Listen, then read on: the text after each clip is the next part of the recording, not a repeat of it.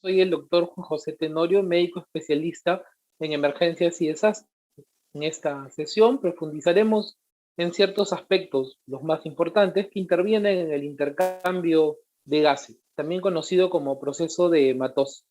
Rápidamente repasaremos algunos conceptos de física de gases, difusión de gases en los tejidos, factores que determinan la velocidad de difusión, y poniéndonos en contexto con este COVID-19, ¿no? Esta pandemia que nos aqueja, veremos las alteraciones que genera el COVID-19 en este proceso de difusión. Este proceso de hematosis, cuyo principal resultado es el ingreso de oxígeno y la eliminación del CO2, inicia inmediatamente después de la ventilación pulmonar. Recordemos que la ventilación pulmonar tiene como objetivo generar el ingreso de aire atmosférico hacia el interior de la zona respiratoria. Tras esta expansión torácica gracias a los músculos inspiratorios, la presión intrapleural va a bajar, favoreciendo el ingreso de oxígeno de forma pasiva, ¿no? Y al mismo tiempo, este ingreso de aire atmosférico hacia la zona de conducción va a generar ciertos cambios, como la humidificación del aire, la purificación y la adecuación de la temperatura, ¿no? Siendo desde ya no el mismo aire que estamos respirando, sino uno modificado. Este aire va a ingresar hacia la zona que tenga capacidad de difusión. En este caso, desde el bronquiolo respiratorio hasta los alvéolos pulmonares. Este proceso de intercambio se realiza de forma pasiva a través de difusión simple, es decir, sin gasto adicional de energía, a través de esta membrana semipermeable que conocemos como membrana respiratoria. Cuando hablamos del entendimiento de este proceso, debemos recordar que los gases, ¿no?, son compuestos que están en múltiple movimiento, generan gran cantidad de fuerza cinética. Este movimiento cinético de los gases es el que le da la energía suficiente para el traspaso a través de esta membrana semipermeable. Adicionalmente, esta fuerza cinética determina una presión determinada en dicho gas. En el aire atmosférico existen diferentes determinados gases, llámese oxígeno, nitrógeno, argón, vapor de agua y CO2. Cada uno tiene una presión distinta. Así que es bueno recordar la ley de Dalton. La ley de Dalton nos dice que las presiones parciales, ¿no?, a una temperatura estable de una mezcla de gases que no reaccionan entre sí es igual a la suma de las presiones parciales. ¿Qué quiere decir todo esto? Toda esa mezcla de gases que ingresan en el alvéolo genera una presión independiente cada gas genera una presión independiente, ¿no?, para su propia difusión. Por otro lado, hablamos del concepto de difusión neta. Esta difusión neta, o la difusión neta de un gas, ¿no?, es hacia la dirección en donde se va a realizar, ¿no?, la gradiente de difusión, ¿no? Quiere decir que en este concepto del alvéolo lleno de gases, existirán gases que pasan desde el alvéolo hacia el continente capilar y muchos de ellos también retornarán del capilar hacia el continente alveolar, ¿no? Tenemos que esta difusión, ¿no?, depende también del peso molecular de dichas moléculas, de dicho gas, ¿no? Gran peso molecular impedirá de forma activa o de forma facilitada el traspaso de ese gas a través de esa membrana semipermeable, ¿no? Por ejemplo, observemos las partículas, ¿no?, representadas por formas de estrellas. Dentro del alvéolo tienen una mayor concentración, por ende tendrán una mayor capacidad de traspaso del continente alveolar hacia el continente capilar, ¿no?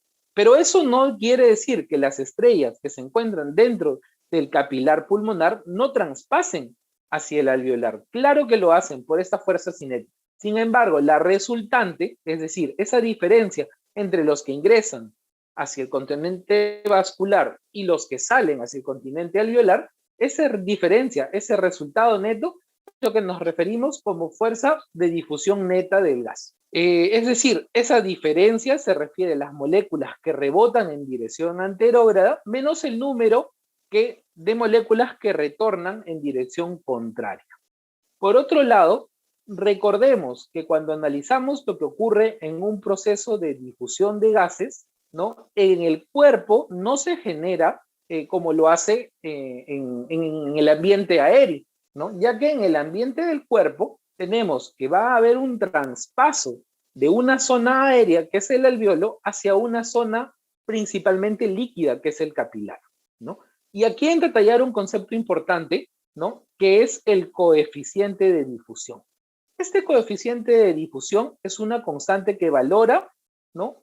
La facilidad con la que un determinado soluto o un determinado gas tiende a moverse a través de un solvente. O sea, si vemos en el apartado inferior, ¿no? Vemos dos frascos. Dichos frascos ya tienen una capacidad de solución dependiendo de la presión que genera este gas. ¿Qué quiere decir ello? A mayor presión, ¿no? Genera mayor difusión en esa fase aérea líquida, ¿no? Puesto esto en fisiología, ¿no? En fisiología respiratoria, quiere decir de que existe una característica importante de ciertos gases, ¿no? Ciertas características físico-químicas de esta solución van a facilitar esta fuerza de atracción haciendo o facilitando el traspaso de ciertos gases, como por ejemplo lo que ocurre con el dióxido de carbono. El dióxido de carbono, ¿no? Es atraído principalmente por las moléculas de agua, ¿no? Y si miramos en la tabla de la mano derecha los coeficientes de difusión, este coeficiente de difusión es el más alto de todos los gases que comprenden esta mezcla de gases atmosféricos. ¿Qué quiere decir esto? Esto quiere decir de que esta difusión es facilitada por esta atracción o coeficiente de difusión alta que tiene el dióxido de carbono, ¿no? Por lo que requerirá una menor gradiente, o sea, una menor presión diferencial entre el ambiente alveolar y el ambiente capilar. Esta difusión se explica a través de una ley también importante llamada la ley de Henry, ¿no? La ley de Henry nos explica que a una temperatura constante, la cantidad de un gas que se disuelve a través de una fase líquida, ¿no? Es proporcional a la presión parcial de dicho gas. Lo que explicamos al principio, ¿no? A mayor presión, a mayor atmósfera de ese gas, a mayor presión de ese gas, genera mayor difusión en la fase líquida.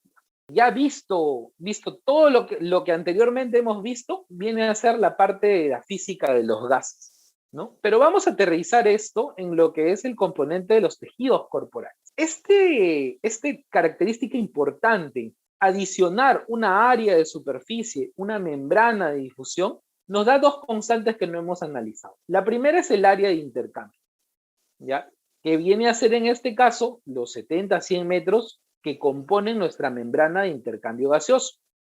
Por otro lado, otro elemento que no hemos analizado todavía es el grosor de esta membrana. 0,2, 0,3 micras, ¿no? De grosor que tiene esta membrana, y tiene una característica importante, ¿no? Que a menor grosor y a mayor área es mejor la difusión. Los otros componentes ya los hemos conversado. Se refieren a la presión, ¿no? Representada por esas flechas, tanto de oxígeno como CO2. Se refieren también al coeficiente de difusión, que en el caso del CO2 es más de 20 veces comparado con el oxígeno. Por otro lado, también tenemos que este intercambio se basa también en ciertas leyes importantes que tenemos que conocer para hablar de difusión, y se refieren a la ley de Fick. Esta ley de Fick, no es otra cosa más que el planteamiento de lo que ya hemos conversado, que esta tasa de difusión de un gas a través de un líquido va a depender directamente proporcional al área, o sea, mayor área, mejor difusión, inversamente proporcional al espesor, más delgada el área de la membrana de difusión, mejor difusión. Directamente proporcional a la diferencia de presiones. Quiere decir que si del continente alveolar, ¿no? Hay mayor presión de oxígeno y en el continente capilar hay menor concentración de oxígeno, esa mayor diferencia va a generar un mayor traspaso del oxígeno a través de esta membrana. Es asimismo directamente proporcional al coeficiente, ¿no? de solubilidad. O sea, este coeficiente del que hablamos anteriormente.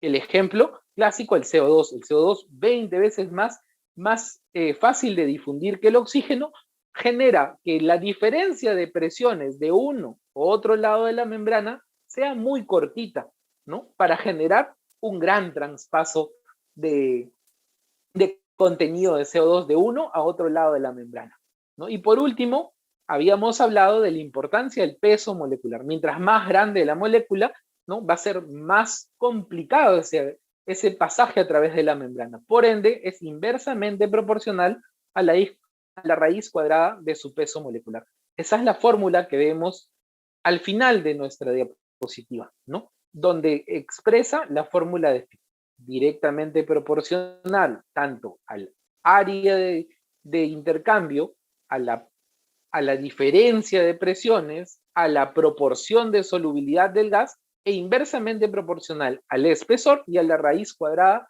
de su peso molecular. Por otro lado, ¿no? Ya entendiendo esta ley de Fick que nos explica cómo difunden los tejidos los gases a través de los tejidos, ¿no? Tenemos que pleno conocimiento de todos los factores que influyen en la velocidad de difusión. Y no son otra cosa más que lo siguiente: el grosor de la membrana, ¿no? El área de superficie de la membrana, el coeficiente de difusión del gas, la diferencia de presiones parciales a ambos lados de la membrana, y dos conceptos que no hemos tocado aún.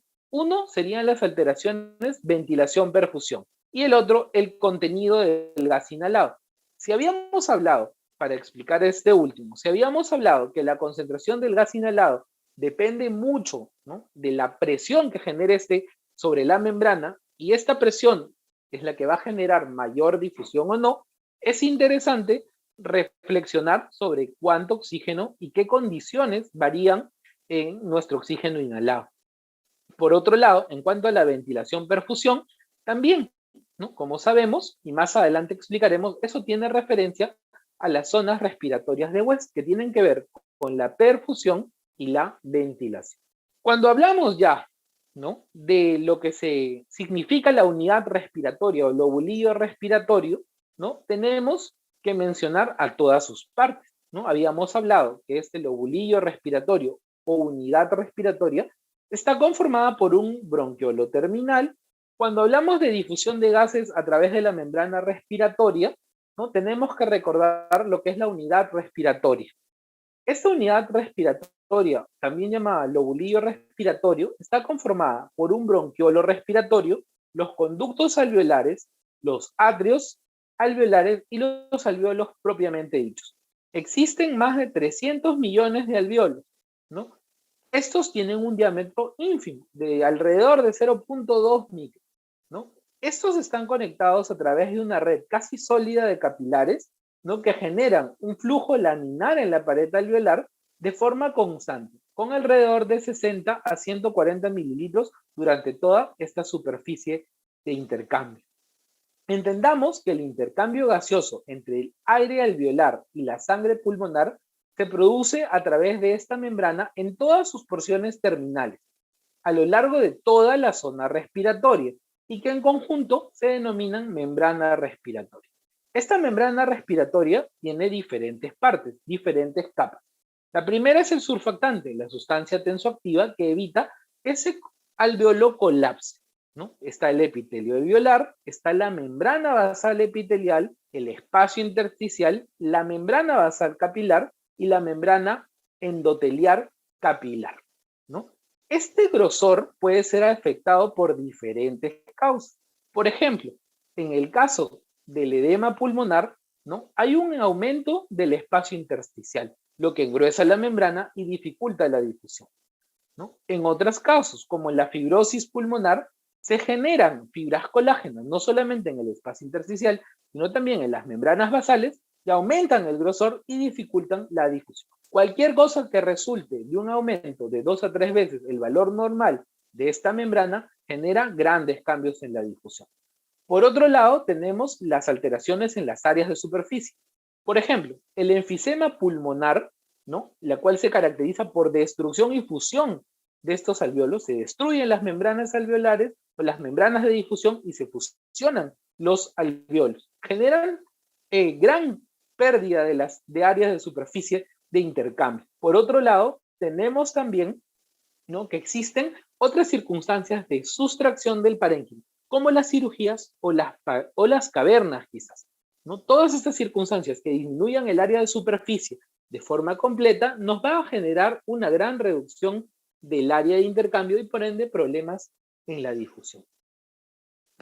Si vemos nuevamente este concepto del coeficiente de difusión, marca mucha importancia, ¿ya? Debido a que en líneas generales, ¿no? Los gases que son importantes para la fisiología respiratoria, llámese oxígeno, ¿no? Nitrógeno y dióxido de carbono, ¿no? Todos ellos son muy solubles en lípidos y en consecuencia son muy solubles en las membranas celulares. Al ser muy sensibles a esta difusión en las membranas celulares, ¿no? Su principal limitación a la difusión o al movimiento de estos gases de un lado a otro de la membrana está determinado a través del porcentaje de agua tisular, ¿no? Es por eso que se dice de que estos coeficientes de difusión son similares a los que presentan los gases en agua característicamente, ¿no? Esto quiere decir que si las presiones de CO2, ¿no? y de oxígeno se encontraran en niveles iguales en el alveolo, ¿no? Por estas características de coeficiente de difusión, de ser 20 veces más difundible el dióxido de carbono, ¿no? Este siempre difundiría mucho más rápido que el oxígeno, ¿no? Y eso también nos facilita esta gran difusión, este gran coeficiente de difusión hace que la gradiente que requiere el dióxido de carbono sea muy pequeño. O sea, esa diferencia de presión a uno y a otro lado de la membrana, ¿no? De igual forma, el coeficiente del oxígeno, como podemos revisar en la tabla, es mayor al coeficiente del nitrógeno, ¿no? ¿Esto para qué nos ayuda? Quiere decir que si en un orden ideal, primero se va a absorber siempre el dióxido de carbono, luego se va a absorber el oxígeno y por último el nitrógeno. ¿Y para qué es esto importante?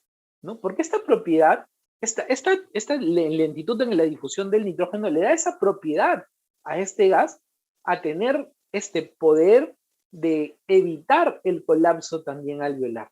O sea, esa propiedad de equilibrar de forma rápida el alveolo y evitar que el alveolo colapse, ¿no? Es también muy importante para no disminuir nuestras áreas de superficie.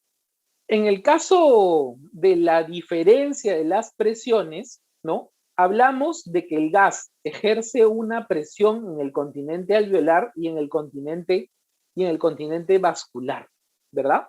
Y ya habíamos adelantado la importancia de esta diferencia de presiones, ¿no? Para la generación de una gradiente de difusión, ¿no? Donde la resultante final es homogeneizar las presiones a ambos lados de la membrana semipermeable. Veamos el ejemplo del CO2, ¿no?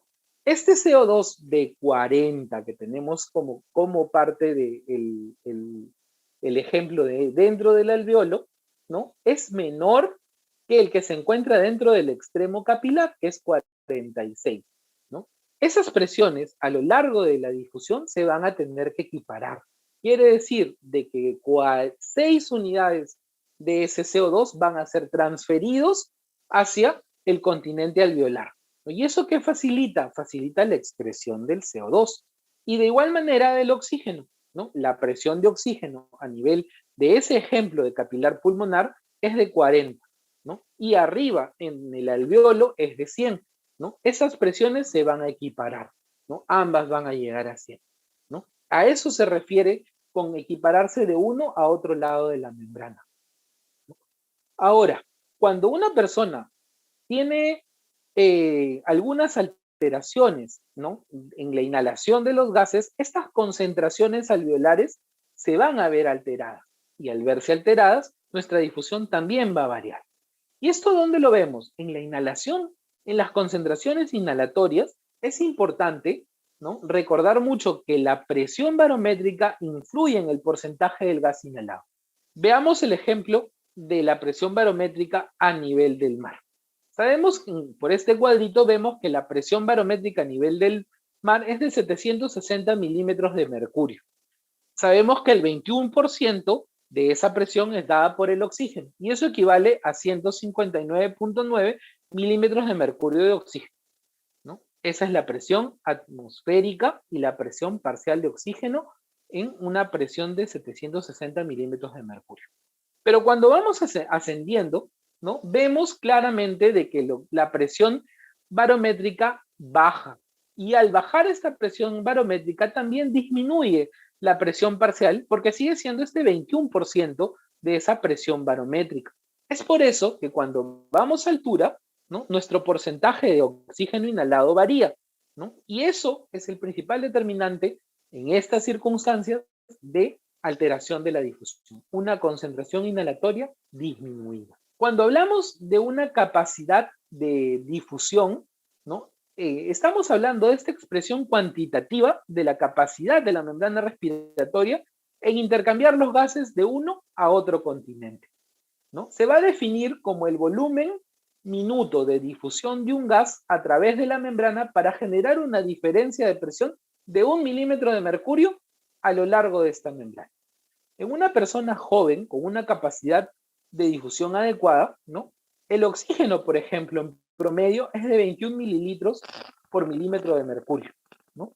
Esta presión, ¿no? También depende mucho de la diferencia de presiones a ambos lados de la membrana para equiparar las presiones de uno a otro lado, ¿no? Lo que resulta, para el caso del oxígeno, una presión de difusión total de 230 mililitros de oxígeno. ¿Y cómo hallamos eso? ¿No? La capacidad de difusión de oxígeno en reposo multiplicado por la diferencia de presiones en la membrana. Y esto es importante que se recuerde, ¿no?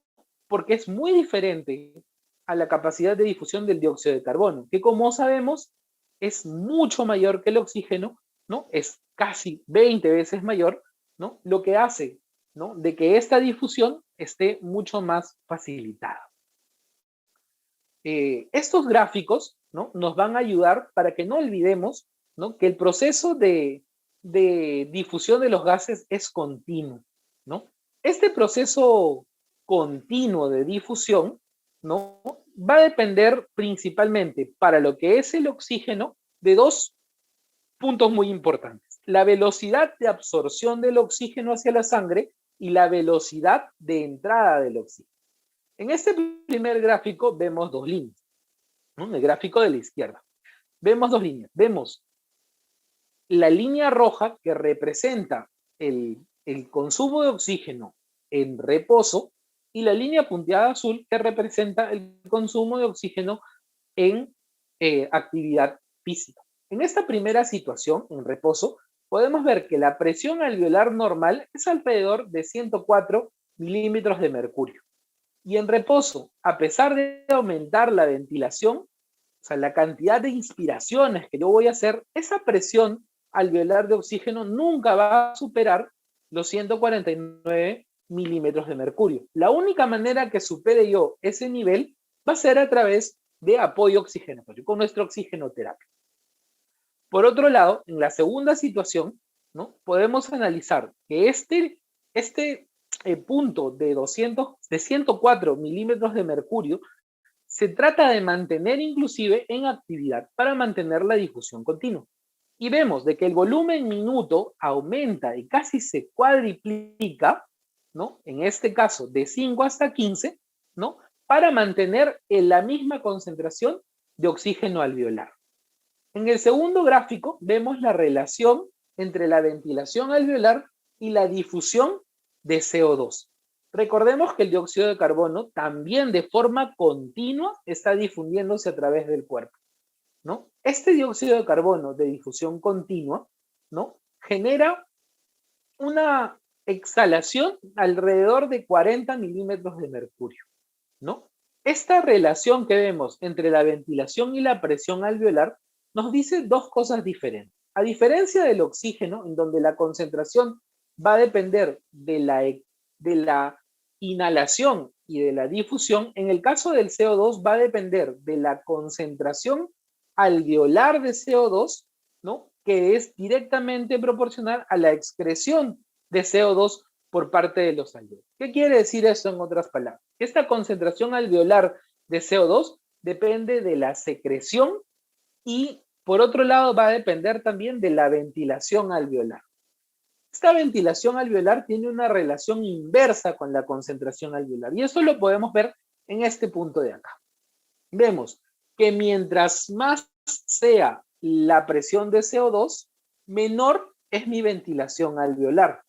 Y mientras más es mi ventilación alveolar, mi presión parcial de CO2 alveolar va a disminuir. Quiere decir de que la distensión alveolar es un determinante importante para la presencia de CO2 a nivel de nuestro alveolo. ¿Y por qué es importante conocer? Porque esta presión de oxígeno depende de ciertos factores y esta presión de CO2 depende de ciertos otros factores, ¿no? Para saber, ¿no?, cómo se da esta presión tanto de oxígeno como de CO2 en los alveolos, que son dos determinantes importantes para nuestra difusión adecuada. Por último, volvemos a repetir, este efecto del coeficiente de ventilación-perfusión, ¿no?, es importante, ¿ya? Ya que todo lo que hemos conversado para la difusión, ¿no?, es válido cuando tenemos concentraciones o zonas de ventilación-perfusión normales, ¿no?, cuya difusión, ¿no?, está alrededor de 1, ¿no? No es válida todo esto que hemos hablado para ciertas circunstancias en donde la relación ventilo-perfusión se acerca a 0, ¿no? Dicha circunstancia, ¿no?, es decir, cuando no hay ventilación alveolar y el aire del alveolo llega a un equilibrio con el oxígeno y con el CO2 de la sangre capilar, ¿no?, no hay una gradiente de difusión, como en el caso de acá arriba, con la ventilación-perfusión nivel a 0. ¿Qué quiere decir? Que no hay ventilación alveolar y si no se ventila el alveolo, no va a haber difusión. En estos casos, en donde la relación ventilación-perfusión es normal, ¿no?, se va a dar una adecuada difusión. Por otro lado, cuando la relación ventilo-perfusión se acerca al infinito, es decir, ahora no hay flujo sanguíneo capilar, pero sí un adecuado aireamiento de los alveolos, ¿no?, este contenido se va a equiparar, este contenido aéreo dentro del alveolo se va a equiparar al mismo del ambiente y no va a haber difusión debido a que no hay perfusión. Por eso es importante entender estas zonas de West. Esta relación entre la ventilación-perfusión, ¿no?, depende mucho de la gravedad, ¿no? Depende mucho de tanto la perfusión como la aireación son directamente relacionados con la gravedad. En bipedestación vemos que las zonas más aireadas se encuentran en los ápices y las zonas más perfundidas se encuentran en las bases, ¿no? Entonces, esta concentración de oxígeno y concentración de CO2 en los alveolos, ¿no?, de buena forma va a depender no solamente de esta ventilación alveolar, ¿no?, sino también de la capacidad de transferencia que tenga tanto el oxígeno como el CO2 a través de esa membrana. Y esa velocidad de transferencia va a estar muy relacionada con la capacidad de perfusión. Por eso siempre es importante recordar estas zonas. Entonces, ya habíamos visto que habían ciertas diferencias en el aire alveolar y el aire atmosférico. ¿Ya? Estas diferencias, ¿ya?, se dan desde el inicio, ya que cuando uno inspira el aire atmosférico, este sufre cambios a través de la zona de conducción hasta llegar de una forma diferente a la zona respiratoria, ¿no? Este aire atmosférico, ¿no?, varía dependiendo de 3 razones. La primera es la humidificación, ¿no? Tras la llegada del aire, ¿no?, los líquidos que están bañando las paredes de la zona de conducción por efecto de de la temperatura corporal, ¿no?, se vaporizan, ¿no? Al vaporizarse, diluyen ciertos gases y aumenta, como podemos ver, la presión parcial de agua, que en el aire atmosférico es de 3.7 y en el aire alveolar es de 47. Este aumento por la evaporación del agua, ¿no?, de 47 milímetros de mercurio diluye la concentración de otros gases. Por eso es que vemos que dichos aires son de proporción diferente, ¿no? Asimismo, ¿no?, vemos de que el CO2, ¿no?, también aumenta en el aire alveolar. ¿Y eso por qué ocurre? Eso ocurre debido a que hay una sustitución parcial y lenta de este aire alveolar, ¿no? ¿Qué quiere decir esto? Tras una expiración habitual, ¿no?, recordemos de que el pulmón aún queda, ¿no?, con unos 230 mililitros correspondientes a lo que llamamos la reserva funcional, ¿no? Esta reserva funcional, ¿no?, que son 230 mililitros, ¿no? A lo que se le resta el volumen tidal, que es 500 mililitros, ¿no? Forman esta mezcla de gases, ¿no? El resultante de ingreso total de aire nuevo a ese alveolo es alrededor de 350 mililitros, que es la resta de 500 mililitros del volumen respiratorio, de nuestro volumen tidal, menos los 150 mililitros que se quedan en el espacio muerto. ¿Y esto por qué nos ayuda? Nos ayuda, ¿ya? Para prevenir cambios súbitos, ¿no? De la sangre, en las concentraciones tanto de oxígeno, PO2 y pH, cuando nosotros hacemos una apnea voluntaria, ¿no? Por otro lado, otra característica importante que varía este gas atmosférico es que existen constantemente estos procesos de difusión de oxígeno y CO2. Por eso, principalmente, es que el CO2 alveolar es mayor que el CO2 ambiental, atmosférico, porque esta difusión es continua. Y ese es el valor aproximado, ¿no? Todo esto que hemos explicado, simplemente para entender este gráfico, ¿no? Vemos por el lado izquierdo que ingresa la sangre venosa con una presión de CO2, ¿no? De 40, después de haber realizado su aporte de oxígeno, ¿no? A los tejidos, y a través de una presión de CO2 de 45, después de haber recogido ese CO2 proveniente de la respiración celular, ¿no? Pasa al área de la membrana de intercambio, donde existe por difusión simple, ¿no? Ese traspaso de 60 milímetros de mercurio de oxígeno de los alvéolos hacia los capilares para igualar ambas presiones en 104. Y por otro lado, ¿no? Se pierden esos 5 milímetros de mercurio del CO2 que se van hacia el aire alveolar para su excreción final, ¿no? Por otro lado, entonces, queda un resultante en la sangre ya después de esta difusión de 104 milímetros de mercurio de presión de oxígeno y 40 milímetros de mercurio de CO2 en esta sangre. Pero este no es el valor habitual. ¿Qué es lo que ocurre aquí? Existe un shunt fisiológico producto, ¿no? De las venas bronquiales y las venas coronarias que regresan bypassando esta difusión y drenan directamente en la aorta. Y la imagen que tenemos a la mano derecha es para recordarles de que el eritrocito, ¿no? Que tiene una forma discoide y gran plasticidad debido a esa forma, ¿no? Tiene que atravesar ese sinusoidal, esa barrera hematopulmonar, ¿no? Que es mucho menor, siendo aproximadamente su diámetro de 5 micras, ¿no? De esta barrera y de 7.5 para el eritrocito. Quiere decir que adicionalmente a deformar su estado, ¿no? Tiene que estar en contigüidad, o sea, se va a pegar, se va a apretar fuertemente para facilitar dicha difusión, ¿no? Son aspectos muy interesantes, ¿no? Pero todo lo anteriormente explicado es para entender este cuadro. Dos causas para terminar. No solamente nos quedamos con lo que es la difusión, ¿no? Eso también es importante conocerlo y muy brevemente. Este transporte de estos gases se va a hacer de diferentes maneras.